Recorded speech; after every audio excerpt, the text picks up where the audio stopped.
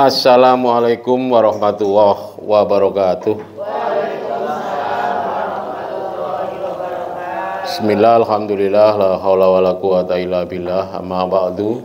Yang saya hormati Ibu Kepala SMP Negeri 1 Songgon, yang kami hormati Ibu Neni Sulistiawan, SPD, calon guru penggerak Angkatan 10, Bapak Ibu Guru SAGO yang kami banggakan. Puji syukur kehadirat Rabbi atas rahmatnya kita bisa bertemu dalam acara diseminasi budaya positif yang insya Allah nanti akan disampaikan oleh teman saudara kita Ibu Neni Sulistiawan SPD sebagai tanggung jawab karena sekarang beliau sedang melaksanakan pendidikan calon guru penggerak. Sholawat dan salam kita haturkan pada junjungan Nabi besar Muhammad Sallallahu Alaihi Wasallam, keluarga, sahabat yang insya Allah kita akan selalu berharap syafaatnya.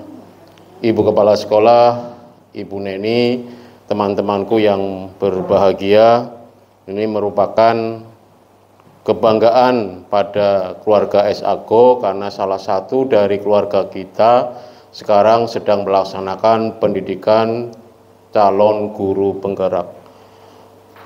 Mungkin dari sinilah nanti akan muncul generasi-generasi yang akan mengikuti Ibu Neni dalam melaksanakan pendidikan guru penggerak angkatan yang 11. Meskipun yang tahun ini kalau nggak salah yang fasilitator akan menjadi rekondisi menjadi guru penggerak di angkatan 11. Mudah-mudahan tahun ke depan juga ada lagi sehingga SAGO semakin banyak guru penggeraknya, maka kualitas pembelajarannya juga akan baik.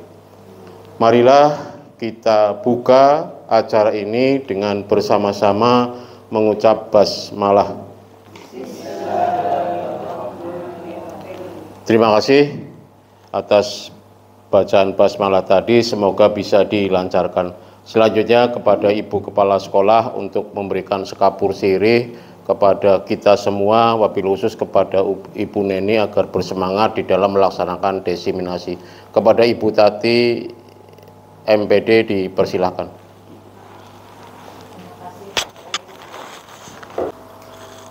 Assalamualaikum warahmatullahi wabarakatuh.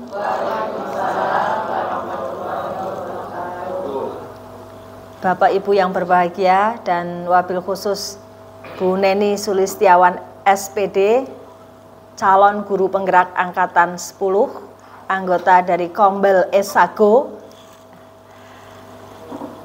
Alhamdulillahirabbil alamin, pada pagi hari ini Allah memberikan banyak nikmat pada kita semua sehingga kita masih diberi kesempatan untuk bisa belajar dalam wadah Kombel SAGO tercinta.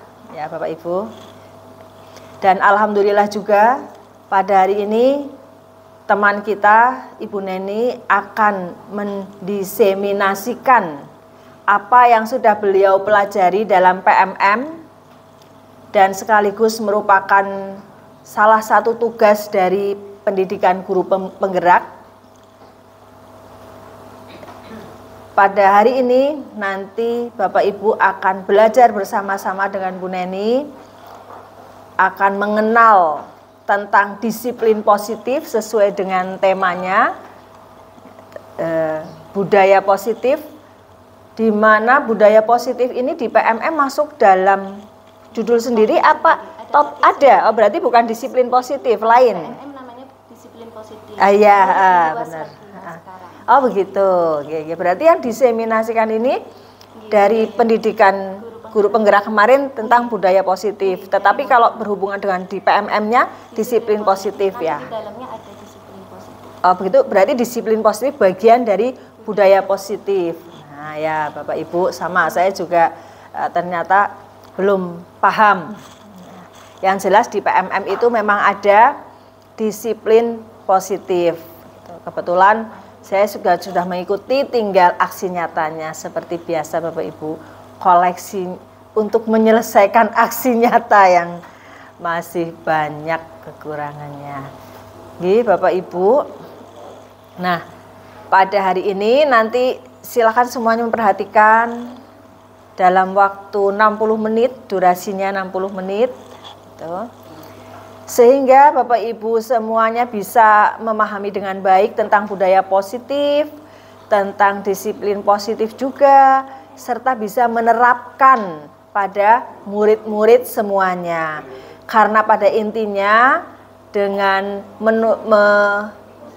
membiasakan, menghidupkan budaya positif di sekolah kita, maka nanti anak-anak akan mempunyai kesadaran secara mandiri untuk melakukan tindakan-tindakan yang positif. Karena sadar tidak perlu lagi iming-iming, ya Bu Fitri. Iya kan, kalau mereka sudah menyadari dengan baik, tidak perlu lagi berbuat baik dengan iming-iming, berbuat baik dengan mungkin ancaman dan sebagainya. Tapi mereka betul-betul sadar. Sehingga ini nanti akan membantu untuk mewujudkan profil pelajar Pancasila sesuai dengan tujuan pendidikan saat ini. Nggih, Bapak Ibu. Dan Bapak Ibu, harapan saya setelah panjenengan juga mengikuti diseminasi dari CGP kita, nanti akan memotivasi panjenengan semuanya yang masih memenuhi syarat untuk ikut dalam program CGP. Insya Allah yang belum dimulai pendaftarannya adalah yang angkatan 12 belum dibuka ya Bu. Angkatan 11 sudah ya. Jadi nanti kita bersama-sama menunggu dibukanya pendaftaran CGP angkatan 12 dan nanti bareng-bareng daftar. Semangat ya. Kalau bareng-bareng tuh enak Bapak Ibu. Ya, bareng enak. Ini Bu Neni sendiri. Enggak apa-apa. Dewekan tetek jari Bu Neni. Kan gitu. Banyak dukungan. Iya betul. Dan ini memberikan inspirasi buat kita semuanya. Silakan semuanya mengikuti kegiatan ini dengan maksimal. Ya. Monggo Bu Neni, selanjutnya nanti dipersilakan untuk menyampaikan diseminasi ini dengan sebaik-baiknya. Dan teman-teman difasilitasi barangkali ada yang bingung-bingung, tanya-tanya ya Bapak Ibu ya, supaya paham. Dan nanti setelah ini PMM bisa dibuka di disiplin positif untuk memperdalam apa yang sudah didapatkan hari ini dari CGP kita. Terima kasih. Wassalamualaikum warahmatullahi wabarakatuh. Terima kasih pada Ibu Kepala Sekolah yang telah memberikan motivasi. Terima kasih Pak Holis. Bismillahirrahmanirrahim. Assalamualaikum warahmatullahi wabarakatuh. Waalaikumsalam warahmatullahi wabarakatuh. Yang terhormat Kepala SMP Negeri 1 Songgom, Ibu Hajah Tati Usmaningsih MPD. Yang saya hormati Bapak Ibu Guru SMP Negeri 1 Songgom yang alhamdulillah semangatnya luar biasa pada hari ini. Yang pertama dan yang paling utama, marilah kita panjatkan puja dan puji syukur kehadirat Allah yang mana telah melimpahkan rahmat serta hidayahnya kepada kita semua, sehingga pada hari ini kita diberikan kesehatan, kesempatan untuk belajar bersama di komunitas belajar Esago. Sholawat serta salam tak lupa kita curahkan kepada junjungan Nabi besar kita, Nabi Muhammad Shallallahu Alaihi Wasallam. Mudah-mudahan kelak kita semua mendapatkan syafaatnya dari beliau. Amin, amin, ya robbal alamin. Nggih. Sebelumnya saya mohon izin berdiri nggih Bapak Ibu. Nggih. Nggih. Jadi terima kasih sekali atas wadah dan kesempatannya kepada Pak Holis juga selaku Ketua Kombel Esago yang memberikan kesempatan kepada saya untuk berbagi pada hari ini. Nggih. Disclaimer dulu nggih Bapak Ibu. Jadi di sini bukan berarti saya menggurui atau saya yang paling pintar atau saya yang Kita hanya berbagi, nggih, kita sama-sama belajar, kita sama-sama merefleksikan diri sebagai Bapak Ibu guru agar murid-murid kita menjadi lebih baik lagi. Seperti itu nggih Bapak Ibu. Jadi sedikit sharing dalam perjalanan saya menjadi CGP, nggih. Jadi memang banyak sekali tantangan-tantangan, mulai dari beberapa kali saya belum bisa lolos, kemudian akhirnya saya bisa berdiri di sini atas berkat doa dan dukungan Bapak Ibu semua yang hadir pada hari ini, nggih, saya ucapkan terima kasih. Maka dari itu, karena saya sudah didukung dan didoakan mengikuti pendidikan program guru penggerak, rasanya sangat sayang sekali jika pengalaman dan ilmu yang saya peroleh hanya saya simpan sendiri, nggih.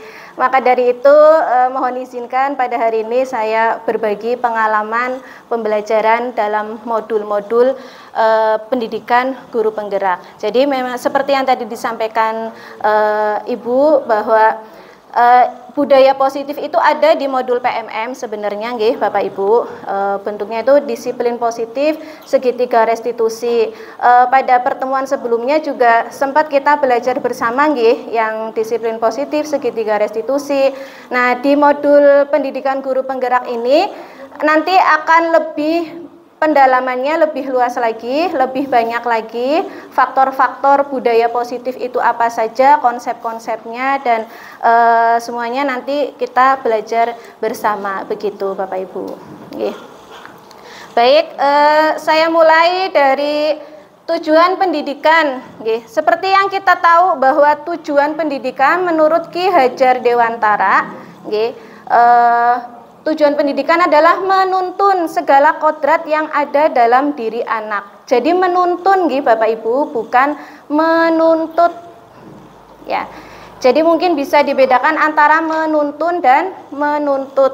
Nah, kita refleksikan kepada diri kita semuanya, nggih, termasuk saya juga. Apakah selama ini kita sudah menuntun dengan maksimal, dengan optimal segala daya dan upaya?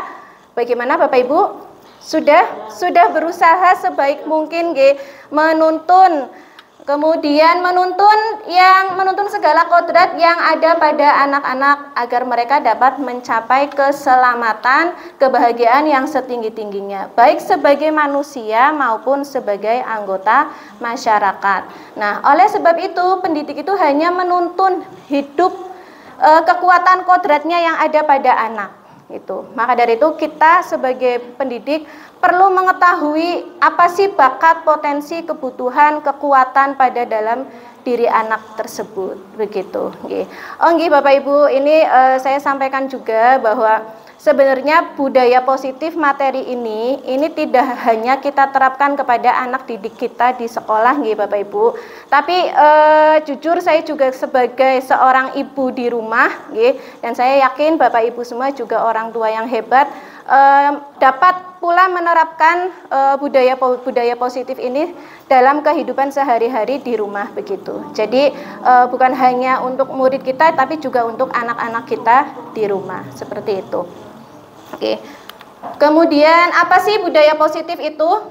Budaya positif di sekolah yaitu nilai dan kebiasaan di sekolah yang berpihak pada murid agar mereka dapat berkembang menjadi pribadi yang kritis, penuh hormat dan bertanggung jawab sesuai dengan profil pelajar Pancasila. Nah, ini muaranya di sini. Muaranya itu sebagai mewujudkan profil pelajar Pancasila. Mohon diingatkan kembali Bapak Ibu, saya profil pelajar Pancasila apa saja, nggih? Yang pertama, nggih, beriman dan bertakwa, berakhlak. Ya. Kemudian berkebinekaan global, nggih, betul. Kemudian gotong royong, berpikir kritis, nggih, mandiri, kreatif dan nggih, inovatif. Nggih, itu profil pelajar Pancasila, nggih. Jadi muaranya kan di situ, nggih, Bapak Ibu. Nggih.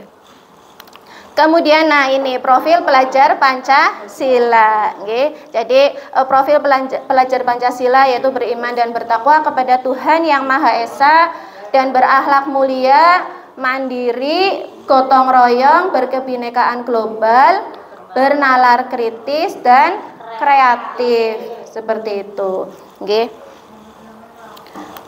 Kemudian nih kita punya impian, nggih, punya impian di murid di masa depan. Nah, ini akan diwujudkan dalam visi misi seperti itu, nggih, visi SMP Negeri 1 Songgo begitu. Nah, muridku di masa depan tentunya Bapak Ibu menginginkan murid yang memiliki iman dan takwa kepada Tuhan Yang Maha Esa dan berakhlak mulia, seperti itu, nggih. Kemudian terwujudnya murid yang berbineka tunggal ika, kemudian mandiri, gotong royong, murid yang bernalar kritis dan kreatif, seperti itu. Nah, untuk mewujudkan profil pelajar Pancasila, untuk mewujudkan murid impian kita yang akan datang di masa depan, itu diperlukan lingkungan yang kondusif, nggih. Untuk mewujudkan profil pelajar Pancasila dibutuhkan lingkungan dan budaya positif di sekolah, nggih. Jadi bagaimana kita mampu mewujudkan profil pelajar Pancasila kalau misalnya lingkungannya aja tidak kondusif? Maka dari itu kita perlu menciptakan budaya positif di sekolah, begitu Bapak Ibu, nggih. Bagi apa sih lingkungan pembelajaran yang sesuai untuk murid yang kita cita-citakan, nggih? Tentunya berpihak kepada murid, nggih. Jadi kita itu istilahnya POV gitu, nggih. Kalau bahasa kerennya itu POV, point of view-nya gitu. Kalau biasanya kita lihat di medsos itu POV-nya. POV-nya kita itu terhadap murid. Jadi bukan dengan cara pandangnya kita ketika kita melakukan pembelajaran, menciptakan lingkungan yang positif, kita itu berpihak kepada murid, bukan berpihak kepada diri kita sendiri atau pada Bapak Ibu guru, seperti itu. Kemudian lingkungan yang menyenangkan, ramah lingkungan, kemudian pendidikan budi pekerti, aman, nyaman, dan ini aman dan nyaman ini tentunya sudah kita ciptakan, guys. Seperti kemarin Ibu Kepala Sekolah kita mengadakan meja itu, Ibu, meja itu benar-benar diperhatikan oleh Ibu. Diperhatikan jangan sampai ujungnya itu melukai anak-anak di sekolah. Jadi kemarin saat pemelituran meja kursi siswa itu benar-benar diperhatikan agar ujungnya itu tidak berbahaya untuk murid-murid. Nah, itu salah satu wujud dalam menciptakan keamanan dan kenyamanan untuk murid di SMP Negeri 1 Songgo. Kemudian, dan yang paling utama yaitu saling kerjasama, nih Bapak Ibu. Kita satu kesatuan. Jadi tidak mungkin misalnya Ibu Kepala Sekolah berjalan sendiri, atau misalnya guru BK berjalan sendiri, atau wali kelas hanya berjalan sendiri, itu tidak akan mampu. Jadi kita adalah satu kesatuan, baik di mana kita bergerak bersama, begitu, nggih. Nah, ini di modul guru penggerak yang saya pelajari, ini konsep utama budaya positif. Jadi di sini ada 7 konsep utama budaya positif. Nah, salah satunya ini yang disiplin positif yang kemarin sempat saya sampaikan waktu kombel sebelumnya. Itu di PMM ada Bapak Ibu, nggih.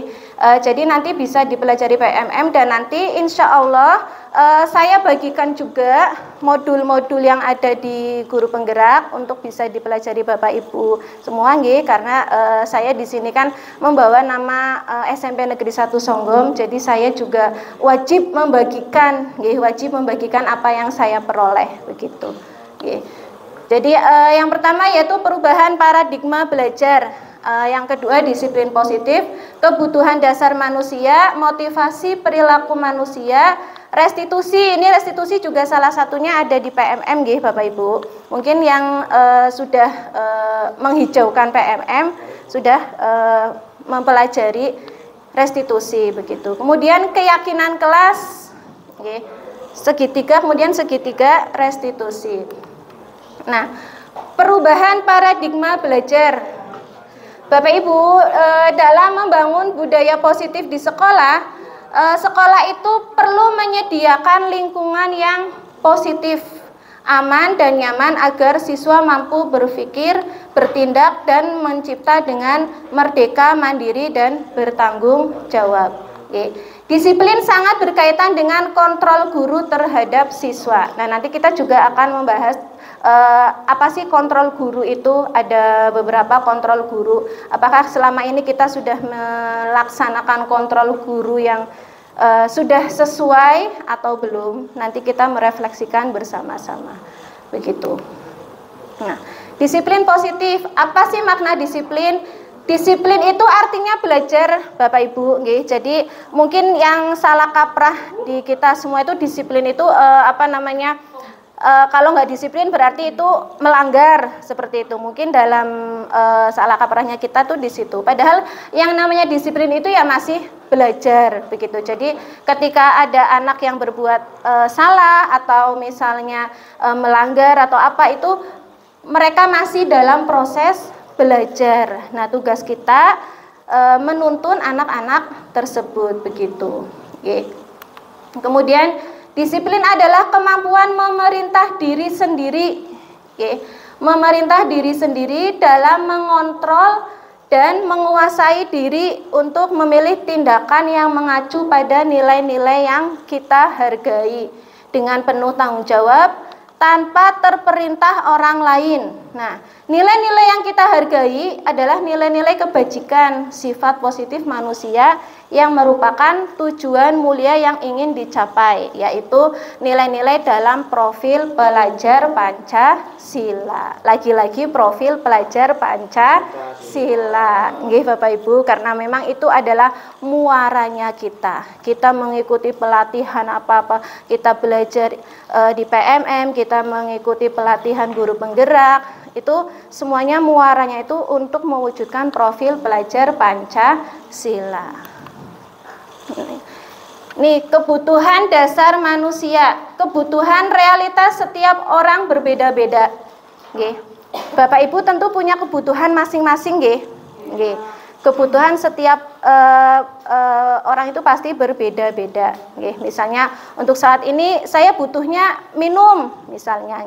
Mungkin pada saat ini Bu Husnul tidak membutuhkan minum, tapi membutuhkannya makan, misalnya. Gitu. Misalnya pada saat sekarang saya membutuhkannya, saya butuh dihargai, begitu. Misalnya orang lain kebutuhannya untuk bertahan hidup, itu bisa aja. Jadi setiap kebutuhan berbeda-beda. Begitu juga dengan murid-murid kita. Jadi setiap orang memiliki kebutuhan yang berbeda. Nah, ini ada contoh kasus. Ini saya menggunakan nama saya sendiri, Bapak Ibu, Ibu Neni. Saya bacakan dulu, nanti kita bersama-sama menganalisis kasus ini. Nah, Ibu Neni, guru BK di SMP Negeri 1 Songgom, sedang bingung menghadapi ulah salah satu murid di kelas bernama Faiz. Beberapa anak telah datang dan mengeluhkan Faiz yang seringkali meminta bekal makan siang mereka dengan paksa. Jika Anda menghadapi situasi seperti Bu Neni, apa yang akan Anda lakukan? Menurut Anda, kira-kira apa alasan Faiz melakukan itu? Saya minta ini kita merefleksikan bersama-sama. Saya sedang bingung, saya punya kasus seperti ini. Mohon bantuan Bapak Ibu untuk ini. Apa yang akan, jika Bapak Ibu menjadi saya, apa yang akan Bapak Ibu lakukan terhadap kasus seperti ini? Monggo. Apa yang akan Bapak Ibu lakukan untuk membantu saya memecahkan kasus ini? Monggo Bapak Ibu. Monggo, nggak apa-apa. Monggo Pak. Menurut saya itu kalau si Faiz itu dikasih tahu dulu, Bu. Kenapa kok Faiz enggak mau pernah makan di rumah atau mungkin enggak punya uang jajan. Terus kenapa kok sampai berani minta, berarti mintanya maksa ya? Ya, kalau mintanya secara paksa, kalau awal itu ya dikasihkan saja, baru awal ya Bu. Kalau untuk selanjutnya mungkin dikasih peringatan itu aja. Ya. Pertama Faiz dinasehati dulu Bu Neni. Ya, seperti Bu Ning bilang, kenapa kamu itu merebut makanannya teman? Setelah dinasehati, ya kan nanti kan Faiz baru sadar ternyata salah. Nah, kemudian kalau misalkan temannya juga diajak bicara bareng-bareng, ya kita bisa saling berbagi gitu. Nggih. Dinasehati dan saling berbagi. Nggih. Nggih, baik, terima kasih Bu Yuli dan Bu Ning. Nggih. Nggih.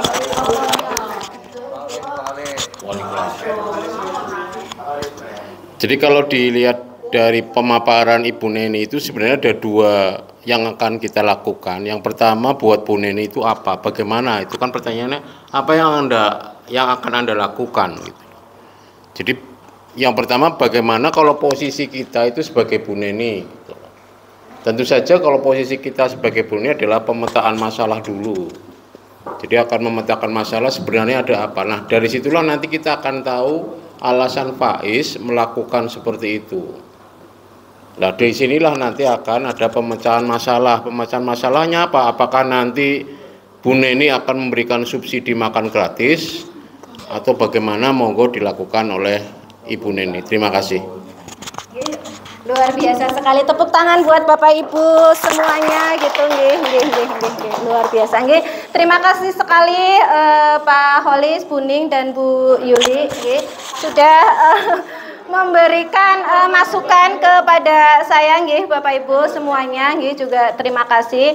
Jadi di sini saya sedang kebingungan menghadapi ulah Mas Faiz yang ada teman-temannya yang selalu mengeluhkan sering meminta makan bekal siang temannya secara paksa begitu nggih. Kemudian tadi sudah disampaikan bahwa pertama itu kita menasehati, membimbing, menanyakan apa sih apa yang diperlukan, apa yang dibutuhkan, kemudian alasannya itu apa gitu nggih.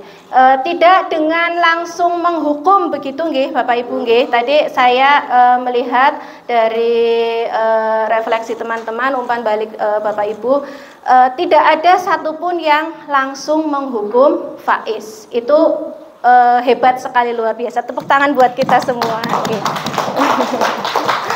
Nggih.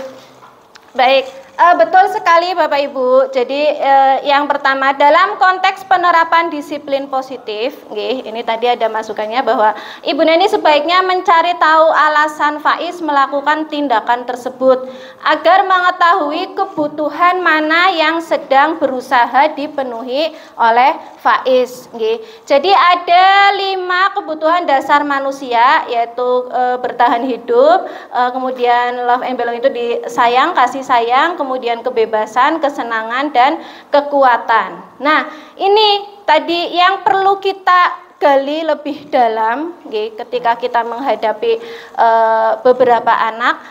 Ini apakah Faiz sedang berusaha memenuhi kebutuhan rasa laparnya, kebutuhan bertahan hidup? Apakah Faiz benar-benar merasa kelaparan? Orang tuanya tidak membawakan bekal makan siang atau tidak membawakan sangu. Nah, itu kita perlu mengetahuinya. Bisa jadi teman Faiz menjadi perhatiannya Faiz, ya. Ini antara remaja itu biasanya saling suka begitu mencari perhatian atau caper begitu nggih Bapak Ibu. Itu bisa jadi nggih, bisa jadi Faiz itu hanya mencari perhatian dari temannya begitu. Kemudian bisa jadi dia ingin menunjukkan powernya atau kekuatannya. Ini loh, saya hebat begitu. Dia merasa hebat karena temannya jadi takut dan menuruti keinginannya. Itu dia ingin menunjukkan kekuatannya begitu. Nah, kemudian bisa jadi Faiz merasa bosan dengan bekal yang dibawakan orang tuanya karena selalu bekal yang sama. Misalnya bekalnya hanya telur ceplok terus begitu.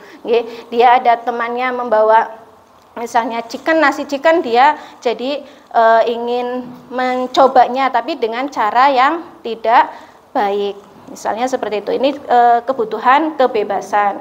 Kemudian Faiz hanya iseng, hanya ya pengen lihat temannya ekspresinya marah, jengkel, itu bisa aja loh Bapak Ibu. Kadang ada anak yang hanya iseng menggoda temannya, ngeledek temannya hanya untuk melihat ekspresi wajahnya. Ih lucu ya, ih lucu ya. Jadi ada perasaan kepuasan dalam diri anak tersebut ketika melihat teman yang salah satunya itu diledek atau misalnya diledek, dibully atau kasih sesuatu sama Faiz tersebut gitu. Nggih. Jadi inilah kebutuhan-kebutuhan yang perlu kita tahu murid kita itu butuhnya apa, seperti itu. Misalnya Faiz itu dia merasa kebutuhannya merasa ingin ditakuti gitu. Biar Faiz tuh ingin menunjukkan ini loh aku punya kekuatan. Nah, kita tuntun, tadi kan menuntun nggih. Kita menuntun Faiz itu agar dia tidak perlu menunjukkan kekuatannya dengan cara paksaan nggih. Misalnya kalau memang Faiz ingin menunjukkan kekuatannya atau powernya, bisa dengan dia dijadikan misalnya ketua kelas. Kemudian nah itulah wadah yang untuk menunjukkan kekuatan atau powernya Faiz. Misalnya salah satunya seperti itu. Jadi kebutuhan yang ingin dia penuhi kita alihkan ke arah yang lebih positif, seperti itu, begitu.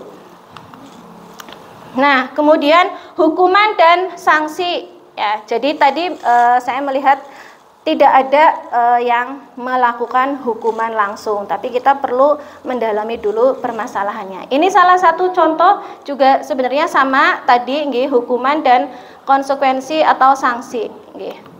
Nah, ini apa sih perbedaan hukuman atau konsekuensi? Coba kita bersama-sama merefleksikan kalimat-kalimat ini. Apakah ini masuk di hukuman atau konsekuensi? Bapak Ibu. Coba mencatat 100 kali di dalam buku kalimat, saya tidak akan terlambat lagi karena terlambat ke sekolah. Jadi ketika ada anak terlambat disuruh mencatat, saya tidak akan terlambat lagi sampai lembar, rong lembar, telung lembar gitu ya. Itu. Ini termasuk menurut Bapak Ibu termasuk hukuman atau konsekuensi? Apa? Menurut Bapak Ibu apa? Menurut saya termasuk hukuman, Ibu. Hukuman, berarti yang pertama itu mencatat 100 kali dalam buku kalimat itu termasuk hukuman atau konsekuensi? Hukuman. Hukuman. Kemudian yang kedua, lari mengelilingi lapangan basket 2 kali karena terlambat hadir di sekolah. Hukuman. Termasuk hukuman atau konsekuensi? Hukuman. Hukuman. Kemudian murid diminta push up 15 kali karena tidak menggunakan masker. Hukuman. Kemudian menggantikan kertas tugas teman yang telah dicoret-coret. Konsekuensi. Kemudian ini membersihkan tumpahan air di meja tulis karena tersebut saat belajar. Konsekuensi. Masuk konsekuensi. Murid disuruh untuk mengenakan sepatu seharian di sekolah karena tidak mengenakan sepatu hitam. Mohon maaf, ini tidak maksudnya murid disuruh untuk tidak mengenakan sepatu seharian, melepas sepatunya seharian. Hukuman. Hukuman atau konsekuensi? Hukuman. Lari mengelilingi lapangan. Hukuman. Masuk ke hukuman. Jadi dari sini Bapak Ibu bisa memahami apa itu hukuman dan konsekuensi itu sesuatu hal yang berbeda.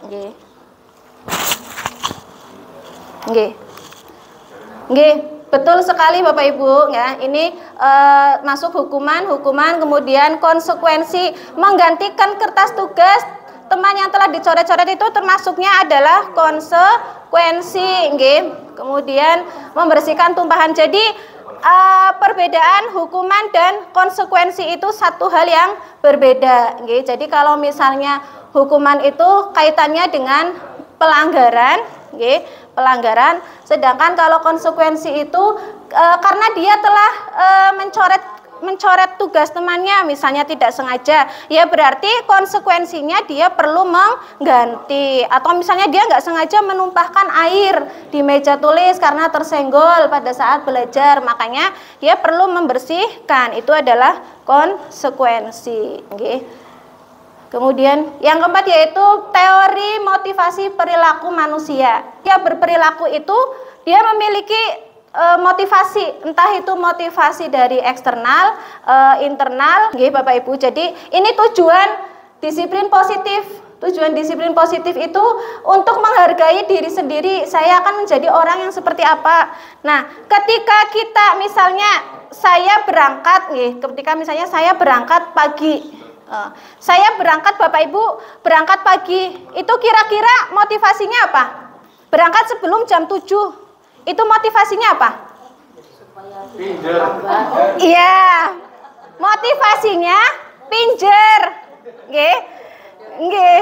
Itu berarti motivasi eksternal begitu, nggih. Jadi misalnya saya berangkat pagi biar pinjernya tidak terlambat, misalnya itu adalah motivasi eksternal begitu, nggih.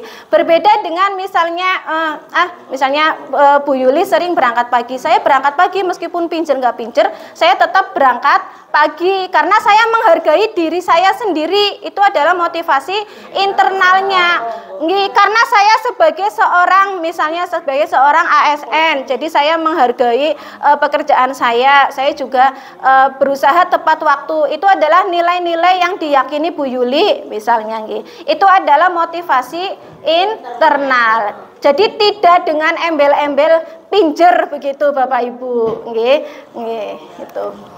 Nah, ini posisi kontrol guru. Seperti tadi, sebagai penghukum, pembuat rasa bersalah, sebagai teman, sebagai pemantau, dan sebagai manajer. Menurut Bapak Ibu semua, kira-kira posisi yang mewujudkan budaya positif itu posisi yang mana? Apakah sebagai penghukum? Atau merasa berbuat bersalah? Atau sebagai teman? Sebagai pemantau? Atau sebagai manajer? Sebagai teman. Terus ada lagi yang berpendapat sebagai manajer, kemudian ada yang sebagai pemantau, ini biasanya malah guru BK, saya sendiri, ini sebagai pemantau, misalnya memantau, bahkan dari jauh aja saya udah melihat, oh itu siswa, sampai siswanya aja enggan bertemu dengan guru BK misalnya karena posisinya sebagai pemantau. Nah, itu yang perlu kita perbaiki Bapak Ibu.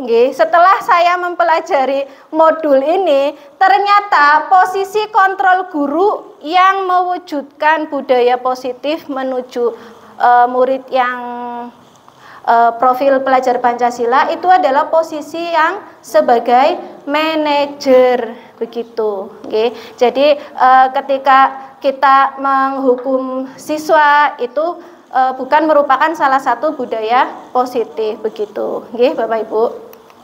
Nah, ini posisi kontrol guru. Ini sering sekali pernyataan-pernyataan ini sering sekali, bahkan saya sendiri juga kadang melontarkan pernyataan-pernyataan ini kepada anak-anak gitu, kepada murid. Saya kecewa sekali dengan kamu. Nah, ini membuat murid itu merasa bersalah. Itu karena merasa, Bu Neni kecewa sekali sama kamu, kenapa sih sudah berkali-kali misalnya di home visit, dibimbing kok masih aja tidak berangkat, misalnya seperti itu. Itu adalah pembuat orang merasa bersalah begitu. Kamu tidak pernah benar melakukannya. Nah, ini sebagai penghukum. Sepatu kamu selalu salah menggunakannya. Nah, ini salah satunya sebagai penghukum ini. Ini yang perlu kita hindari sebenarnya Bapak Ibu. Kemudian, ayolah lakukan demi ibu bapak. Ini sebagai teman. Jadi kayak ayolah pakai sepatunya demi Bu Neni, biar Bu Neni misalnya biar Bu Neni ini bisa melaksanakan peraturan-peraturan di sekolah seperti itu. Jadi ini posisi kita sebagai teman begitu, atau misalnya kita biasanya kadang kalau misalnya kita dengan anak-anak secara internal atau secara individu kita WA-an bareng atau apa gitu. Itu posisi sebagai teman. Apakah kamu mau mendapatkan stiker bintang hari ini? Nah, ini sebagai pemantau. Jadi ada seperti tadi ada iming-imingnya begitu. Kemudian bagaimana kamu bisa menyelesaikan? Nah, ini perbedaannya posisi manajer itu bagaimana kamu bisa menyelesaikan masalah ini. Jadi kita ketika anak berbuat salah, kita fokusnya kepada solusi begitu Bapak Ibu. Tidak mencari siapa yang salah, siapa yang mulai duluan, siapa yang dirugikan, siapa yang diuntungkan, itu tidak, tapi langsung kepada ya sudah bagaimana penyelesaian masalah ini begitu. Nah, ini salah satu posisi penjelasan-penjelasan dari posisi kontrol guru. Kemudian keyakinan kelas. Keyakinan kelas adalah nilai-nilai kebajikan atau prinsip-prinsip universal yang disepakati bersama. Jadi Bapak Ibu, ada perbedaan peraturan dan keyakinan kelas. Nah, ini yang nanti menjadi PR kita Bapak Ibu, karena selama ini kita masih mengacu kepada peraturan. Peraturan kelas. Dalam membuat peraturan kelas itu sendiri juga peraturan kelas atau peraturan sekolah Bapak Ibu, itu juga sepertinya kita belum melibatkan keyakinan-keyakinan dari murid kita. Apakah murid kita sepakat atau setuju dengan kesepakatan atau keyakinan kelas yang akan kita buat begitu. Jadi ini juga menjadi PR, mumpung ada Ibu Kepala Sekolah juga Ibu, nanti kayaknya perlu diagendakan kita membuat program keyakinan kelas, setiap kelas begitu Bapak Ibu, karena ini melibatkan semua pihak. Jadi nanti kita akan, karena tujuannya ini sebenarnya kita bersama-sama merefleksikan apa yang sudah dan apa yang perlu diperbaiki di sekolah kita begitu. Jadi nanti kita akan membuat program keyakinan kelas. Nah, ini jadi di dalam peraturan kelas itu akan mewujudkan keyakinan kelas sehingga dapat menjadi lingkungan yang positif. Nah, nanti endingnya adalah terciptanya budaya positif di sekolah begitu. Nah, ini perbedaannya peraturan dan keyakinan. Jadi kalau misalnya kita membuat keyakinan kelas, itu berbeda dengan peraturan. Misalnya selalu kembalikan buku ke tempatnya, itu misalnya salah satu peraturan. Nah, keyakinan kelas atau nilai kebajikan yang dituju adalah tanggung jawab. Jadi agar anak itu bertanggung jawab. Misalnya habis menggunakan sapu, nah berarti harus bertanggung jawab mengembalikan ke tempat sapunya, seperti itu. Nih, pembentukan keyakinan kelas. Jadi kalau bisa kelas bersifat lebih abstrak daripada peraturan yang lebih rinci dan konkret. Jadi lebih rinci dan konkret. Keyakinan kelas berupa pernyataan universal. Kemudian pernyataan keyakinan kelas dibuat dalam bentuk yang positif. Jadi biasanya kita lihat ada peraturan jangan membuang sampah di tempat. Itu kalau bisa kita hindari, jangan menggunakan kalimat yang negatif, tapi menggunakan kalimat yang positif. Buanglah sampah pada tempatnya, begitu salah satunya. Kemudian keyakinan kelas hendaknya tidak terlalu banyak, tidak perlu banyak-banyak panjang lebar ini itu, tapi cukup dengan kata-kata. Karena ini begini Bapak Ibu, setelah saya sering melakukan konseling kepada murid-murid kita, ini biasanya murid-murid kita itu suka scroll TikTok, scroll medsosnya itu biasanya dia suka yang kata-kata hari ini begitu, kata-kata hari ini apa gitu. Jadi kita membuat kata-kata afirmasi untuk murid-murid kita, karena biasanya kiblatnya anak-anak kita itu di medsos sekarang sedang trendingnya itu kata-kata hari ini. Nah, nanti kita wujudkan di dalam keyakinan kelas kita begitu. Ini salah satu contohnya pembentukan keyakinan kelas. Misalnya keyakinan kelas 9C misalnya, ini hanya contoh saja nggih. Bekerja sama menjaga kebersihan kelas, saling peduli, menghargai. Nah, di sini tidak ada kalimat yang negatif Bapak Ibu. Jadi kita menggunakan kalimat yang positif. Nah, ini perbedaan peraturan dan keyakinan.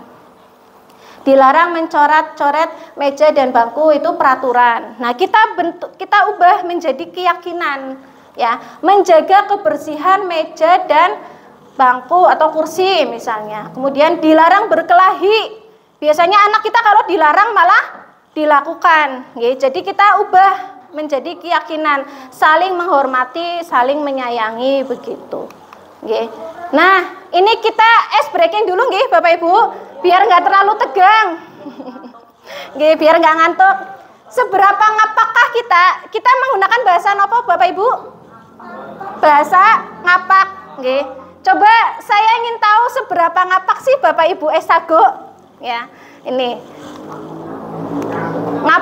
ngapak brebes nggih. Seberapa brebeskah kita? Seberapa ngapakkah kita? Ader apa? Coba ader bahasa Indonesianya apa? Apa? Masak. Ader. Ya berarti apa? Iya Mas Yudis, berarti raja ngapak ya, brebes banget gitu. Masa iya ader. Oke lanjut. Ngasab. Ada yang tahu ngasab? Apa? Iya. Ngasab itu apa Bapak Ibu? Nyambut gawe. Bahasa Indonesianya berarti apa? Kerja atau mencari nafkah. Itu. Berarti itu ya tahu nggih ngasab. Jejate apa yuk jejate? Jejate kayak kue be. Apa? Coba bahasa Indonesianya apa?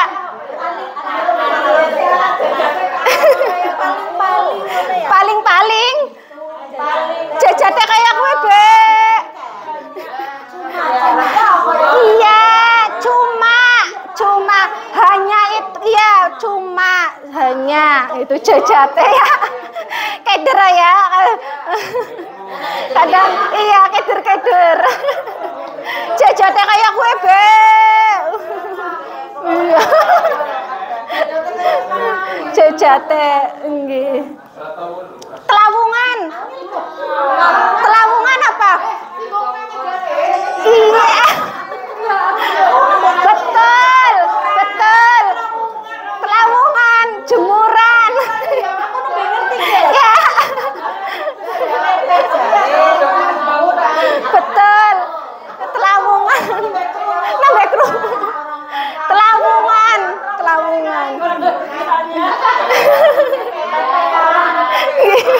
Pepean ya itu. Pepean.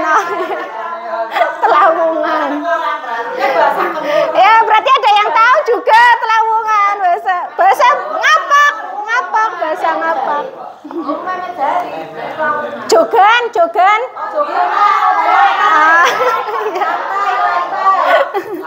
Betul. Jogannya disapu gitu. Kajogan. Wah, luar biasa sekali berarti.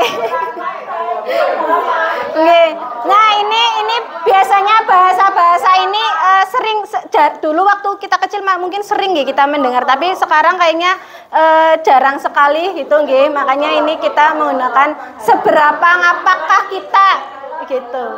Nggih. Jogan. Nggih, baik. Nah, kita ice breaking dulu nggih Bapak Ibu.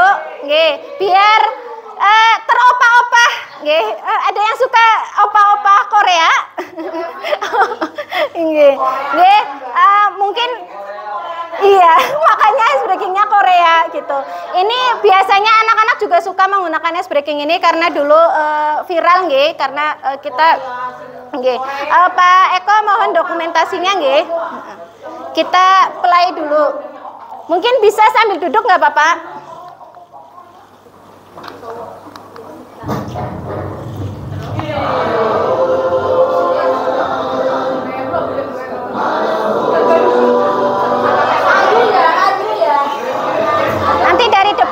Nanti dari depan juga ya Pak Eko. Kita mengikuti gerakannya nggih Bapak Ibu.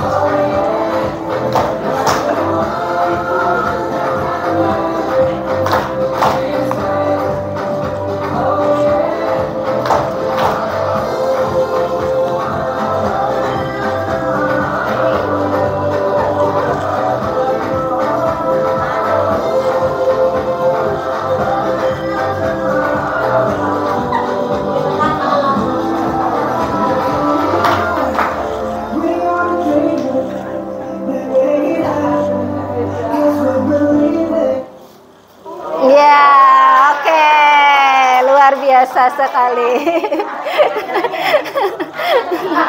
Ya, nanti ada sesi tersendiri ya, nanti ada sesi tersendiri begitu. Nggih, terima kasih nggih. Sedikit penyegaran begitu nggih Bapak Ibu. Nggih, kita lanjut lagi ke materi yaitu segitiga restitusi. Nah, ini kemarin yang sempat saya sampaikan juga nggih, bahwa apa sih segitiga restitusi?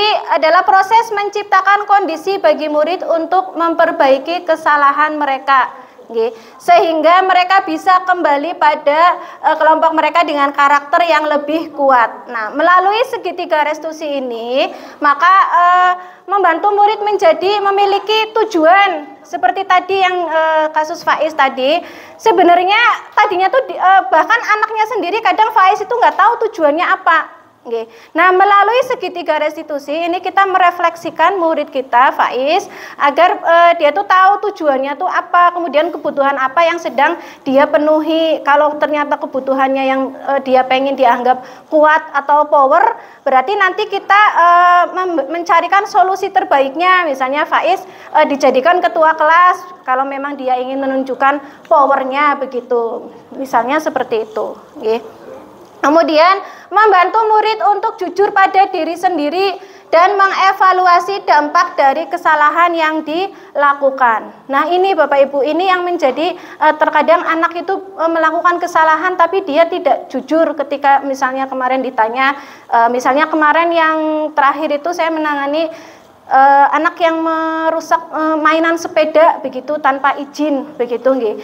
Jadi kita itu tidak ada anak yang tidak mengaku. Jadi sebelum kita, kamu ya yang merusak sepeda, kamu ya, itu kita tidak langsung menjudge anak seperti itu, tapi kita diberikan penguatan dulu, diberikan penguatan. Nah, ketika kita berbuat salah, kita mengakui, itu luar biasa.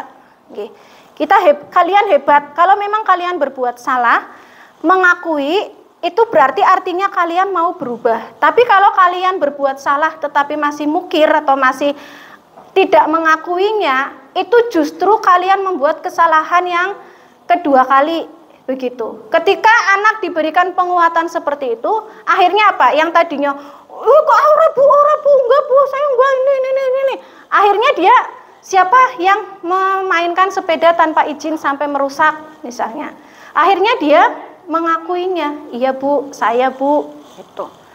Jadi itulah pentingnya kita memberikan penguatan dulu kepada anak ketika anak berbuat salah begitu. Tidak langsung serta-merta, kamu ya yang main sepeda, itu namanya mencuri, itu namanya maling, itu namanya menggunakan sepeda tanpa izin, itu namanya maling begitu. Bahkan ketika saya menanyakan, nah kalau kamu main sepeda tanpa izin orang yang punya sepeda, itu namanya apa? Itu. Mereka menyimpulkan sendiri, kita hanya menuntun. Oh berarti kalau menggunakan sepeda tanpa izin itu namanya mencuri, atau misalnya itu namanya merusak begitu. Itu jadi kita menstabilkan identitas anak dulu ketika anak berbuat salah.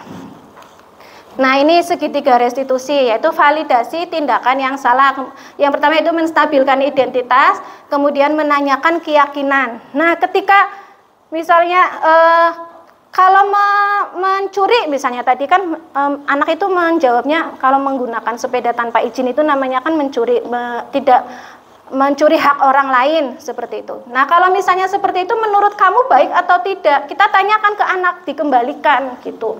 Misalnya, enggak baik bu, oh berarti kamu memahami kalau itu tidak baik. Kemudian menanyakan validasi tindakan yang salah. Kemudian bagaimana solusinya, bagaimana kalau misalnya nanti ada yang rusak, kamu mau bertanggung jawab seperti itu. Nah, begitu nanti jadi kita menuntun anak itu berpikir untuk mencari solusinya bersama-sama begitu. Nah, ini tahapan segitiga restitusi. berbuat salah itu tidak apa-apa. Jadi kita menstabilkan identitas anak dulu. Kadang ada anak yang misalnya berbuat salah itu dia langsung takut, kayak kemarin misalnya Ilham nggih Bu Minggi. Jadi langsung merasa ketakutan apa gitu. Jadi kita stabilkan identitasnya bahwa berbuat salah itu tidak apa-apa asalkan nanti bisa diperbaiki begitu. Tidak ada manusia yang sempurna. Saya juga pernah melakukan kesalahan, misalnya dengan menggunakan kata-kata, kita bisa menyelesaikan ini, kita sama-sama menyelesaikan masalah ini, kita sama-sama mencari solusinya. Dan misalnya dengan menggunakan kata-kata, saya tidak tertarik mencari siapa yang salah. Kadang kan ada anak yang misalnya berkelahi langsung menyalahkan, gara-gara ini gitu. Tapi ketika kita sudah menstabilkan identitasnya dulu, anak baru menyadari kesalahannya. Begitu. Kemudian validasi tindakan yang salah. Kamu pasti punya alasan mengapa melakukan hal tersebut. Begitu. Jadi kita gali lebih dalam alasan anak tersebut. Kemudian menanyakan keyakinannya. Menurut kamu hal seperti itu baik atau enggak? Menurut kamu harusnya bagaimana? Begitu. Kita menanyakan nilai-nilai yang diyakini oleh anak. Begitu. Ini dokumentasi membuat keyakinan kelas di SMP Negeri 1 Songgom nggih Bapak Ibu. Ini saya hanya baru di kelas 8F nggih. Harapannya nanti mungkin di semester depan nggih Bapak Ibu nanti kita programkan membuat keyakinan kelas di setiap, atau mungkin kelasnya sudah ada yang membuat ada keyakinan kelas. Bu Husnul ada. 7B sudah ada. Nah, ini oh iya. P5 ada nggih. Nggih, berarti nanti untuk semester depan nanti insya Allah kita akan membuat keyakinan kelas nggih Bapak Ibu. Jadi sebenarnya ini keyakinan kelas itu kan nanti bersama dengan wali kelas masing-masing begitu nggih Bapak Ibu. Nanti kita membuat keyakinan kelas bersama kemudian ditempel di kelas masing-masing. Nah, ini kemudian umpan baliknya, ini juga ada umpan balik dari murid kelas 8F yang kemarin saya melakukan aksi nyata begitu Bapak Ibu. Nah, ini penerapan budaya positif di SMP Negeri 1 Songgom. Saya yakin sekali bahwa di sini pasti sudah banyak budaya-budaya positif yang sudah kita laksanakan nggih Bapak Ibu, luar biasa sekali. Jadi kita berangkat pagi-pagi untuk menyambut siswa begitu nggih. Di sini ada nggih. Ini salah satunya. Nah, ini contoh penerapan segitiga restitusi saya Bapak Ibu nggih.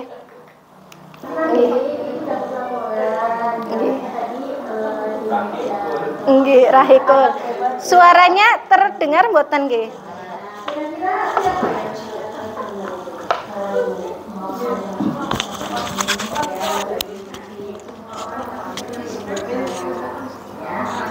Ini juga dulu pernah berbuat salah, tapi Bundini percaya kamu masih punya alasan tetapi coret-coret gambar di meja kelas kita, dan Bundini juga percaya kamu pasti bisa memperbaikinya.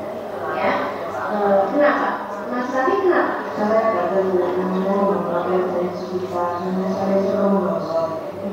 Ya, bagus Mas Rani, kamu suka menggambar ya, kamu punya hobi menggambar itu bagus. Tapi kalau kamu menggambar di meja kelas itu menurut kamu bagus enggak? Bagus. Nah, iya tidak bagus jadinya ya. Kemudian tapi kira-kira kesepakatan kelas apa yang telah kamu langgar kalau kamu mencoret meja? Kesepakatan itu sama kelas. Iya, harusnya kamu menjaga dan merawat fasilitas di kelasnya kamu. Jadi dibayar lagi jika tidak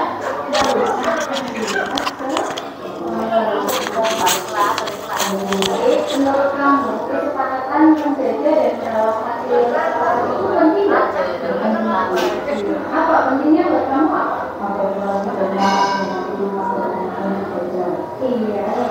Nah, Mas Raffi, menurut kamu ada nggak cara biar kamu itu bisa menggambar tapi tidak merusak fasilitas sekolah? Nah, itu bagus, itu solusi yang terbaik. Mas Raffi, tapi ini kan mejanya sudah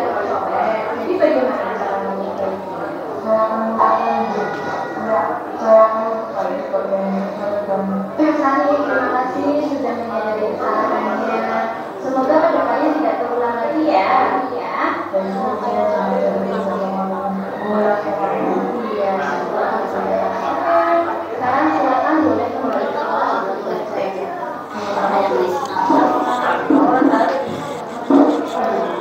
Ini salah satu penerapan segitiga restitusi, nggih Bapak Ibu. Salah satunya seperti itu tadi, nggih. Ini juga terhadap anak yang sering terlambat, begitu. Mbak Intan. Nah, ini testimoni, nggih.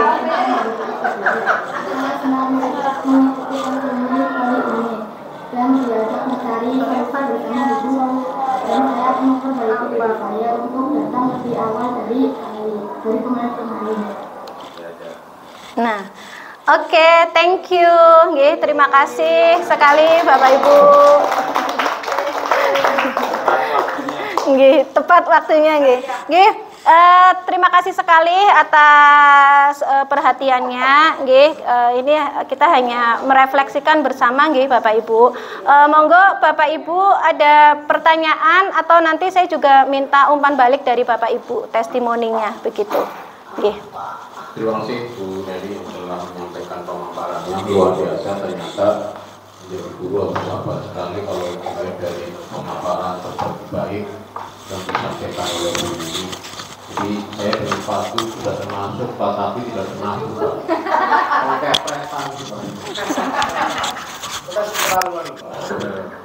Jadi sabar dan memang ternyata memanusiakan siswa. Kalau saya lihat analisa bagaimana memanusiakan siswa agar tumbuh tidak melalui kekerasan tapi tumbuh dengan humanisme. Dan ini merupakan model pembelajaran yang baru, model profil Pancasila. Oke, monggo teman-teman umpan balik dari panjenengan berupa pertanyaan, saran dan sebagainya. Kita buka 3 pertanyaan dulu, silakan Pak Tun. Monggo. Nanti ada donas ya. Ada dodasnya tuh ya. Sudah, ini seingat saya tadi itu saya bingung antara konsekuensi dengan hukuman Bu.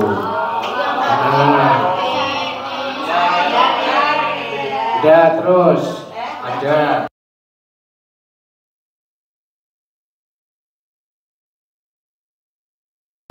Konsekuen lari mengelilingi lapangan basket 2 kali karena terlambat 10 menit untuk pelajaran PJOK. Ini konsekuensi atau hukuman? Karena saya dengar saya itu tadi hukuman ya, terus ini tulisannya konsekuensi ya.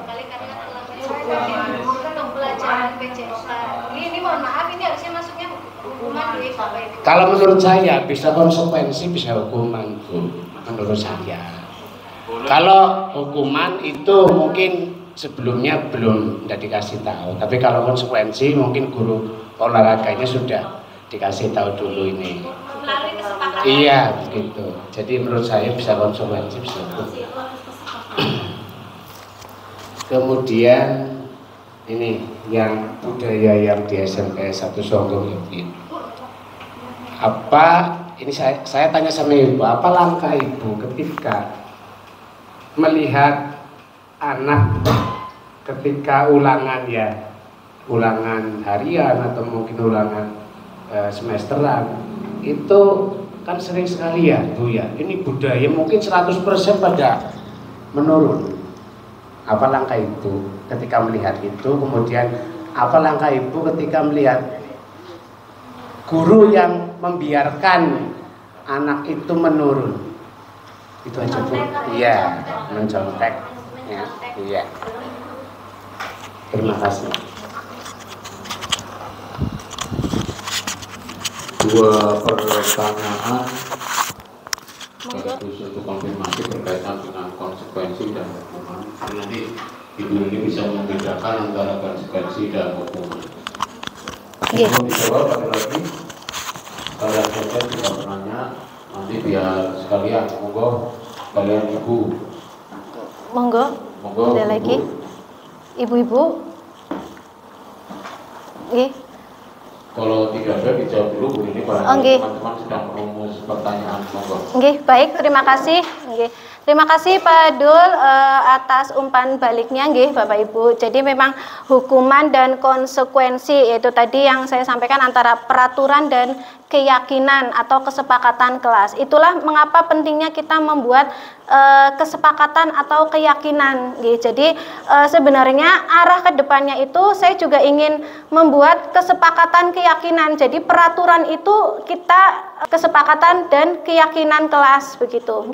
Jadi setiap monggo keyakinan kelas itu tidak harus dengan menggunakan setiap itu, tapi juga guru mapel juga bisa membuat keyakinan atau kesepakatan dengan muridnya seperti tadi mungkin PJOK nggih Pak Dul nggih. Tadi PJOK, jadi di dalam mapel PJOK misalnya untuk meningkatkan kompetensi lari atau apa ketika ada murid yang terlambat gitu, tapi dengan disclaimer itu kesepakatan dulu nggih Bapak Ibu. Ketika kita memberikan konsekuensi ke anak nggih, jadi kita atas kesepakatan dan persetujuan anak begitu. Tidak dengan misalnya kita memaksakan, misalnya disuruh lari tanpa ada kesepakatan atau keyakinan begitu. Nah, itu nanti anak merasa tidak merasa tersakiti begitu Bapak Ibu. Jadi melalui kesepakatan dan keyakinan begitu nggih Bapak Ibu. Itu mengenai hukuman dan konsekuensi begitu. Jadi kalau yang hukuman itu lebih ke ketika kita menganggap ketika kita ada peraturan maka kita ada pelanggaran, itu berarti namanya hukuman begitu. Tapi konsekuensi itu adalah perilaku yang mengikuti Pak. Misalnya kayak saya tidak sengaja menumpahkan air begitu. Berarti apakah saya dihukum untuk membersihkan meja ini?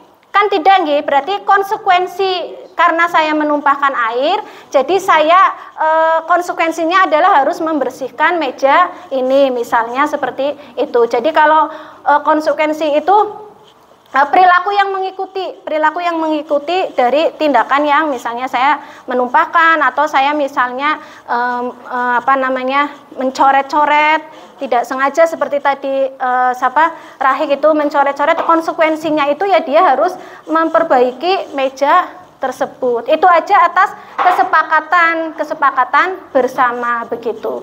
Dan seperti yang sudah kita lakukan juga ketika kita mau memotong rambutnya anak misalnya itu harus dengan hitam di atas putih istilahnya, perjanjian melalui bimbingan, melalui nasihat-nasihat, kemudian ketika masih seperti itu membuat surat pernyataan tertulis begitu. Dan ketika nanti anak dengan setuju dengan rela dia dipotong di sekolah, ya berarti baru kita laksanakan begitu. Tidak serta-merta langsung dipotong begitu, ya Pak.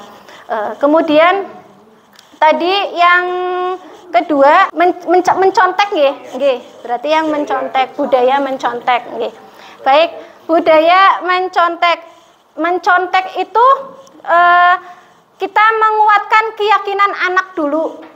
Menurut kamu itu mencontek itu baik atau tidak? Seperti kemarin kebetulan waktu saya observasi itu materinya yaitu tentang nilai-nilai anti korupsi nggih Pak Holis. Kebetulan Pak Holis yang mengobservasi saya waktu itu, berarti nilai-nilai budaya anti korupsi itu kan salah satunya yaitu mencontek. Kadang anak-anak itu taunya kalau korupsi itu hanya tentang uang, misalnya tentang nominal, padahal tindakan-tindakan keseharian mereka itu bisa masuk dalam kategori korupsi. Itulah pentingnya nilai-nilai anti korupsi sejak dini begitu Pak. Jadi kita menanamkan nilai-nilai anti korupsi begitu. Anak kalau misalnya bisa jadi anak mencontek itu karena dia tidak tahu kalau itu salah satu tindakan korupsi begitu. Jadi lebih ke menanamkan keyakinan nilai-nilai ke anak begitu. Dan ketika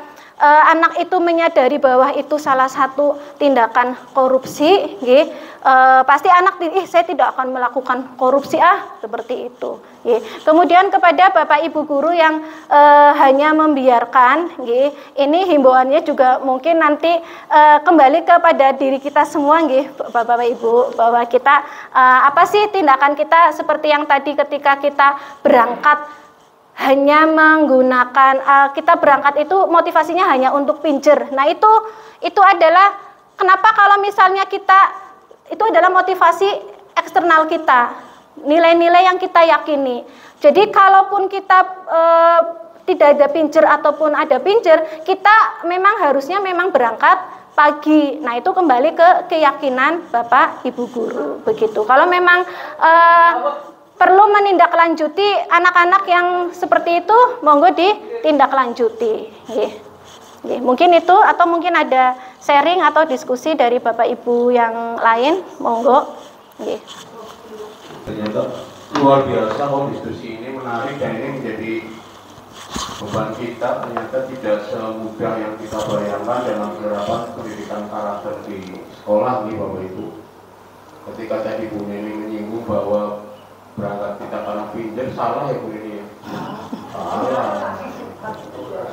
Karena memang tanggung jawab kita sebagai pendidik. Jadi kalau pinjam rusak kok salah orang pinjam. Monggo, ada yang lain Bapak Ibu, monggo dipersilahkan. Ada waktu 15 menit lagi. Kalau itu selain itu juga minta umpan balik juga bisa. Umpan balik review atas kegiatan pada hari ini, monggo testimoninya monggo.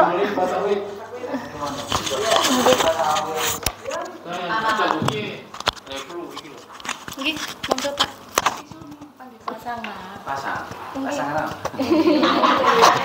Ingin dipasangnya. Ya.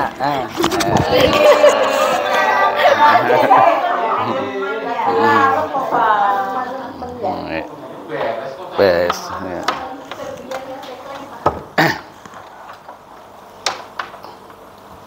Cek ya, terima kasih pada Ibu Neni yang telah memberikan diseminasi aksi nyata dari program pendidikan guru penggerak tentang budaya positif. Sesuai dengan materi yang disampaikan, ini desain budaya positif sesuai dengan materi di CGP ini sangat meyakinkan. Artinya melihat materinya, kalau dilaksanakan di setiap sekolah, maka sekolah akan nyaman, adem ayem, ya. Tidak terjadi apa-apa, tidak ada anak nakal, tidak ada anak membolos. Ini sesuai dengan teori budaya positif yang ada pada materi tersebut. Tapi konsekuensinya melaksanakan di lapangan ini tidak semudah membalikan telapak tangan, karena yang dihadapi di setiap sekolah ini karakter siswanya bermacam-macam.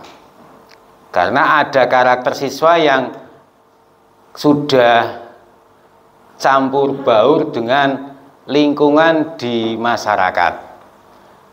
Mungkin di apa yang tadi sudah disampaikan, ini salah satunya dengan melibatkan kolaborasi orang tua, kemudian sekolah menyediakan tempat yang mendukung, yang nyaman. Nah, yang ingin saya sampaikan, untuk pelaksanaan di sekolah kita sesuai dengan berbagai macam karakter siswanya, ini solusi terbaiknya misalnya di sekolah kita ini rata-rata anak yang banyak yang terlambat, Nah, ini kalau sesuai dengan materi yang disampaikan, ini anak kan diharapkan menyadari pentingnya hadir lebih awal. Nah, cara menanamkannya itu mereka supaya sadar tentang hadir lebih awalnya, ya. Kalau hanya menyampaikan kalian harus sadar bahwa kehadiran itu penting. Nah, cara memberikan pemahaman kepada siswa supaya bahwa hadir lebih awal itu penting. Nah, ini mungkin tidak hanya tugas guru BK, tapi semua guru yang ada di Esago juga bisa ingin mengetahui bagaimana hal seperti itu bisa diterapkan di Esago Sekolah Kebanggaanku. Terima kasih. Assalamualaikum warahmatullahi wabarakatuh. Baik, terima kasih Pak Takwid. Memang luar biasa sekali kita sama-sama masih sama-sama saling memperbaiki.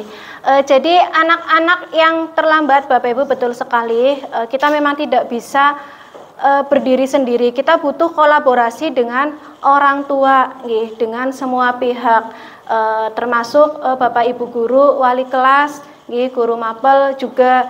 Jadi ketika misalnya ada anak terlambat yang sering sekali diungkap anak-anak itu dia karena sering begadang malam begitu. Itu jadi bukan karena dia, alasan utama itu bukan, kalau biasanya anak ditanya kenapa kok baru datang, kenapa, soalnya bangunnya siang Bu. Jadi bukan bangun siangnya itu, tapi yang lebih dalam lagi itu adalah karena dia begadang begitu. Nah, itulah pentingnya kenapa kita perlu berkolaborasi dengan orang tua, karena anak begadang kok bisa sampai anak itu begadang sampai malam. Kadang ada yang sampai jam 4 pagi Bu Ning, ada yang sampai jam 4 pagi, ada yang sampai jam 3 pagi begitu. Ya benar, makanya kalau di kelas ya tinggal ngantuknya begitu, Bapak Ibu. Nah, itulah kenapa kita perlu berkolaborasi dengan orang tua, ya. Jadi utamanya itu adalah kita biar anak itu tidak begadang, biar anak itu bisa meyakini bahwa begadang itu tidak ada gunanya, yang akhirnya membuat dia terlambat datang ke sekolah. Nah, ini juga saya perlu kerjasamanya juga dengan Bapak Ibu guru di sekolah. Jadi terkadang anak mungkin banyak sekali anak-anak kita yang di rumah tanpa perhatian orang tua. Nah, harapannya tuh kalau sudah nyampe di sekolah ya dia mendapat perhatian dari Bapak Ibu guru begitu. Seperti tadi ada anak yang terlambat, ya tidak kita biarkan terlambat, tapi ya karena masa di rumah sudah dibiarkan, di sekolah dibiarkan, itu kan sangat sedih sekali Bapak Ibu. Jadi ya mari kita sama-sama, saya juga butuh kerjasamanya dengan Bapak Ibu, sama-sama menumbuhkan nilai-nilai kepada anak biar anak itu bisa menyadari begitu Pak. Dan yang namanya pendidikan karakter Bapak Ibu itu memang tidak bisa dilihat hasilnya langsung seperti matematika 1 + 1 jadi 2 langsung seketika itu berubah gitu itu tidak. Tapi yang namanya menumbuhkan pendidikan karakter, nilai-nilai budaya, keyakinan kepada anak itu memang kita tidak bisa langsung serta-merta. Ya, bisa jadi anak kita tidak tahu, bisa jadi kalau ada anak yang terlambat, yang tadinya hari ini tidak menyesal, ya besoknya terlambat lagi dia ada perasaan menyesal, itu aja sudah pencapaian yang luar biasa Bapak Ibu. Ada perubahan paradigma anak, ada perubahan point of view dari anak aja itu sudah luar biasa. Misalnya Noval hari ini terlambat, misalnya hari ini terlambat ya, tapi dia tidak merasa gimana Noval perasaan kamu terlambat pada hari ini, perasaannya gimana? Oh biasa aja Bu gitu. Nah besoknya lagi ketika dia terlambat saya tanya lagi, gimana Mas Noval perasaan? Kemudian dalam catatan kita bimbing Bapak Ibu, kita bimbing terus, kita dampingi anak kita tuntun bersama-sama. Kemudian besoknya dia masih terlambat lagi. Setelah kita menanamkan nilai-nilai itu, dia masih terlambat lagi. Kita tanya lagi perasaannya bagaimana Mas Noval? Saya saya menyesal Bu, saya terlambat. Itu aja sudah pencapaian yang luar biasa Bapak Ibu. Nggih. Jadi kalau penanaman nilai-nilai karakter itu memang tidak serta-merta anak itu misalnya yang tadinya terlambat langsung tidak terlambat, itu memang tidak bisa seperti itu nggih, karena memang butuh apalagi gempuran-gempuran dari luar itu lebih banyak daripada gempuran kita. Coba gempuran kita di sekolah paling pada saat misalnya pada saat jam 7 sampai jam 12 nggih. Sedangkan gempuran di luar lewat HP, lewat temannya yang nyamper, yuk begadang yuk luru manuk yuk, itu yuk ini yuk itu gempuran di luar itu luar biasa sekali dahsyatnya. Nggih. Sedangkan gempuran kita di sekolah, kalau saya menginginkan ketika ya meskipun dari BK kita sudah membimbing ketika di kelas juga tidak apa-apa, kita selalu menguatkan, dari wali kelas juga menguatkan lagi. Jadi anak itu secara tidak sadar itu tertanam. Tadi Bu Neni ngomongnya kayak gini, tadi Bu Ning juga ngomongnya kayak gini, tadi Pak Jo di kelas pelajaran matematika juga menanamkannya seperti ini. Jadi secara tidak sadar anak itu terngiang-ngiang nilai-nilai yang kita tanamkan, begitu Bapak Ibu. Karena gempurannya di luar itu sungguh maha dahsyat sekali, Bapak Ibu. Jadi kita juga jangan kalah dahsyatnya, begitu. Seperti halnya, seperti misalnya ada anak yang mohon maaf, seperti misalnya saya di depan sudah ayo dipakai asduknya. Tapi ketika itu kan gempuran pertama nggih Bapak Ibu. Itu gempuran pertama misalnya di gerbang. Saya dengan tim yang lain misalnya di depan itu merapikan hasduk apa. Udah nyampe kelas, ya sudah santuy lagi dilepas, tidak ada gempuran lagi. Saya tuh harapannya tuh ketika misalnya di depan sudah digempur dengan ayo dipakai asduknya ini semua sudah rapi, ketika di kelas pun Bapak Ibu guru mapel juga ikut menggempur lagi, begitu Bapak Ibu. Jadi kita bersama-sama gitu. Kita bersama-sama terus menanamkan kerapian, kedisiplinan begitu dengan anak-anak kita. Jadi kita tidak kalah gempurannya dengan gempuran yang di luar, begitu. Nih kalau misalnya kita konsisten, komitmen bersama-sama, dari sana misalnya dari BK diomong, kemudian nanti nyampe kelas harus kita perlu mengecek satu persatu yang nggak pakai asduk apa. Ketika anak di kelas tidak melepas asdukan karena kita lengah gitu, Bapak Ibu, karena kita lengah membiarkan, oh ya sudah gitu. Tapi harapannya tuh pengennya tuh dari awal sampai akhir itu kita sama-sama menggempur bersama-sama, begitu, dengan konsisten dan komitmen seperti itu. Mungkin itu dari saya. Ada tambahan, monggo Bapak Ibu. Terima kasih. Terima kasih Bu Neni yang telah memberikan pemaparan terhadap apa yang disampaikan oleh Pak Tabib. Kalau kita lihat bahwa gempuran-gempuran itu tidak hanya di depan, di awal masuk bel pun kita ternyata harus dituntut untuk sudah sampai dulu dibagi dengan siswanya. Manakala ketika itu terjadi, yang akan dilakukan oleh siswa tidak akan keluar lagi dari kelas. Ini yang memang budaya kita ternyata harus dirubah ke pola kita di dalam masuk kelas agar siswa itu bisa tertib, tidak keluyuran ke warung. Karena kebiasaan kita ternyata setiap jam pertama meskipun digempur oleh piket di depan, ternyata setelah di dalam kelas kita terlambat berapa menit, siswa sudah mulai jalan-jalan. Ini berarti gempuran hanya satu, gempuran yang kedua belum.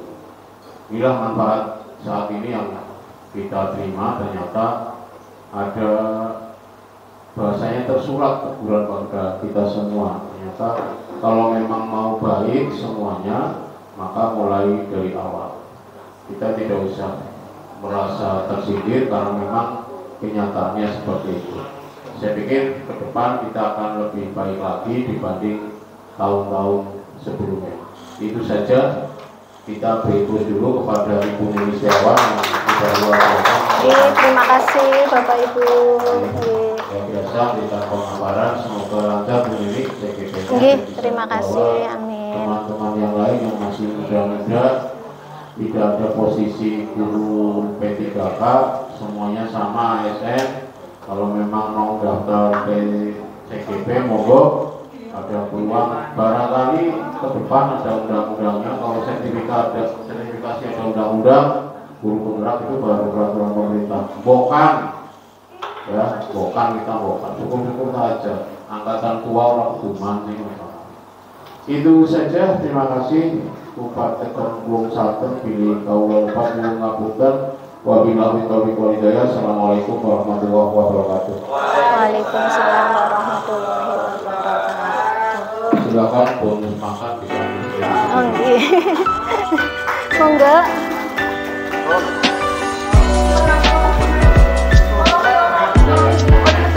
Apa? Oh, nggih sampun. Foto bersama.